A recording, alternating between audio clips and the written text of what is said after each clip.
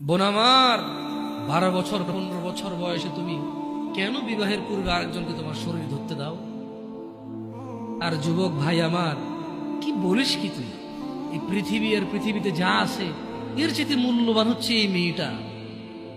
তুই এরকম মূল্যবান একটা জিনিস ওর ধরে ছুঁয়ে তুই ওকে ওর মূল্য কমিয়ে দিবি? এত বড় জুলুম ওর প্রতি তোর! তুই আল্লাহকে ভয় করিস না তাই বলে এতটা? কি বলিস তুই? তুই কি কারো গাড়ির গ্লাস ভাঙছিস জীবনে? না। কেন? ওর লস হবে। তুই কি কোনোদিন কোনো মানুষকে ঘুষি দিছিস? না। কারণ তাহলে ও বেচারা কষ্ট পাবে। তুই কি জীবনে কারো পেটে ছুরি ঢুকাই দিছিস? না। ও মরে যাবে, তাহলে ওর ফ্যামিলি ক্ষতিগ্রস্ত, লসে পড়ে যাবে। তুই কি কারো টাকা মারছিস কোনোদিন? না। তাহলে ওর ফ্যামিলি টাকার কারণে কষ্ট পাবে। তাহলে তুই কেন তুই এত ছোট ছোট বিষয়গুলো খেয়াল রাখিস যে আরেকজনের লস হবে? তাহলে তুই এই মেয়েটার জীবনটাকে তুই কি করলি?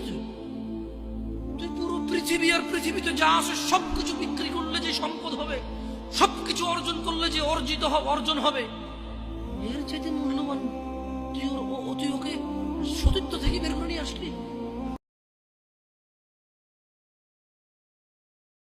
যে দাড়ি কাটে প্রত্যেক সেকেন্ডে সেকেন্ডে তার আমলনামায় 60টা করে কবিরা গুনাহ লেখা হয়। এবার আসেন হাদিসটাকে মিলাই দেই। আপনি রোজা রাখলেন, ইটস এ ফাস্টিং, এটা রোজা, এটা সওয়াবের কাজ।